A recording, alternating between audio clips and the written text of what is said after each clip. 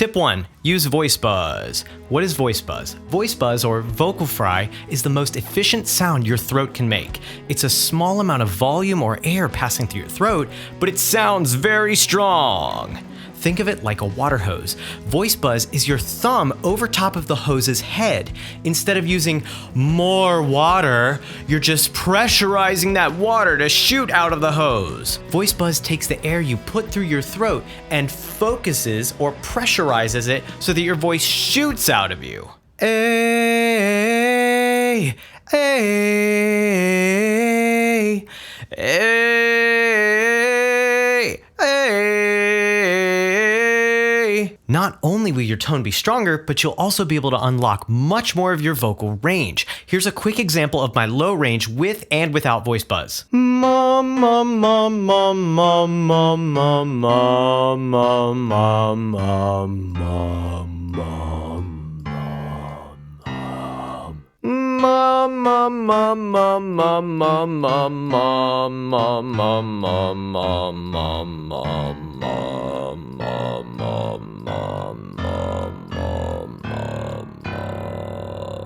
As you can see, when I use voice buzz, the floor of my voice is completely removed and I can go as low as I want. The only thing that changes is my quality of tone as I descend. No pushing down or vocally giving out. At the absolute lowest portion of my range, I can still hit the notes very easily, but the tone gets thinner the lower I go. But that's okay. Using voice buzz allows me to have way more range than I'll ever need in a real song. On the notes that are a little too thin in quality, it doesn't even matter because there's almost no songs in existence that would require me to sing that low. Last point on tip 1. Voice buzz also helps your upper range develop. If you keep that buzzy tone on your high notes correctly, you'll find that your volume doesn't increase even as you go higher in pitch. That's the single most important thing about making real progress on your vocal range. Use one volume and one tone from the lowest note all the way to the highest note. Even though it might take some getting used to, your vocal control, range, and sustainability will go through the roof. Voice buzz allows your low notes to be speech-like and powerful, while letting your high notes be relaxed and strong without yelling, pushing, or straining. Tip 2. Train your ear. No matter what skill level you are as a singer, improving your pitch, knowing the specific notes you need to sing, and your intonation, being in tune with the chords of your accompaniment, is always a guaranteed way for you to sound better. Think of it like a guitar. If I push down the wrong fret or pitch, it sounds bad even if the guitar is in tune. But the opposite is also a problem. If I play the right frets but my guitar is out of tune, it also sounds bad. You need both excellent pitch and excellent intonation for your singing to sound its best. You can work on your pitch by identifying and singing out loud intervals, the specific distances between notes. If you're a more advanced singer, you can improve your pitch by singing harmonies, making sure that the notes you choose for your harmony both match the melody's direction as well as fitting within the chord in your accompaniment. Try practicing the harmonies both above and below the melody, making sure to use either a minor third, major third, or perfect fourth, depending on what part of the scale you're in and what chord the accompaniment is playing. You can work on intonation by playing a chord, then locking in your note to the chord itself. Make adjustments in real time. If you're too low, adjust your voice and sing a little higher. Na. If you're too high, adjust your voice and sing a little lower. Na. Even if you have the ugliest vocal tone in the world, if you sing the right note in tune, it's hard for you to really sound that bad. So I'm serious, if you take nothing else away from this video, let it be that. Sing more in tune and everyone will love the way you sing. If you don't know how to get started, I have pre-built exercises that target pitch and intonation in my singing course that you can do every day. It takes like 3 minutes and 27 seconds per day. The time commitment is low, but the impact that pitch and intonation improvements make on your voice will change the way that people hear your voice for the rest of your life. Tip 3. Stop focusing on sounding good. If you do what you've always done, you're gonna get what you've always gotten. One of the biggest disconnects I see is that singers will find ways of sounding good in the moment, even when they know how their singing isn't optimal or even sustainable.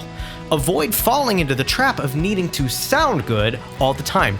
You should be experimenting with your voice's volume, placement, tone, registration, and pretty much anything else in order to make your voice stronger, more flexible, and more sustainable. If you sound kind of bad while practicing, who cares? This may not be the perfect analogy in every way, but it's real, and hopefully it makes sense in the way I present it. I used to be a lot heavier than I am now, and I personally wanted to make a change, but something that held me back was feeling uncomfortable with walking into the gym and working out alongside all of the people who were already fit.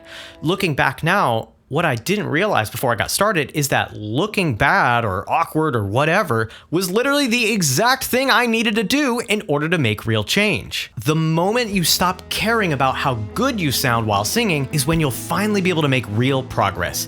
Sound like SpongeBob for 2 weeks to fix your tone if you naturally tend to sound dopey or dull.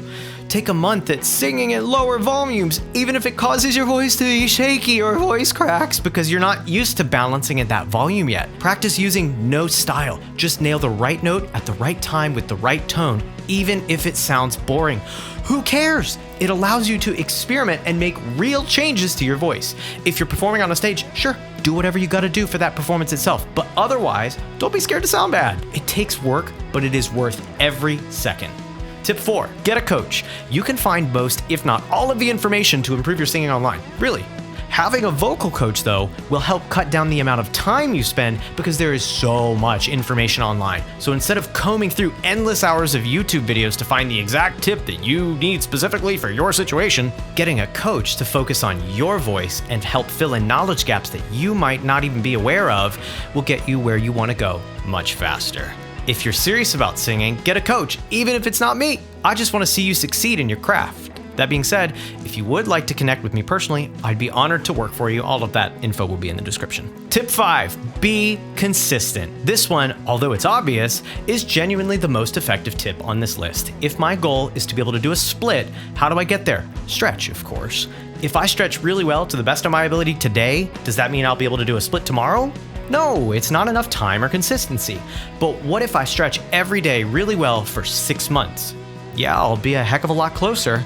Okay, so what if those same 6 months goes by, but I only stretched like 1 time every 2 weeks? Okay, you get the point.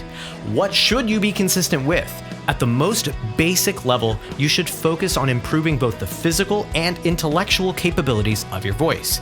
Get your voice stronger and more flexible over time, and improve your overall musicianship. There's a million different ways to go about that, but really, in essence, that's it.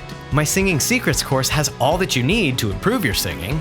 Here's a list of what it offers. Pause real quick if you want to read it. It's affordable, less than the cost of a few one-on-one lessons with most coaches, and you get lifetime access to all the exercises, explanations, walkthroughs, and demos. Links to coaching and the course are in the description. For a deep dive video on the voice buzz technique, click here. Thanks so much for watching, TamFam. See you in the next one.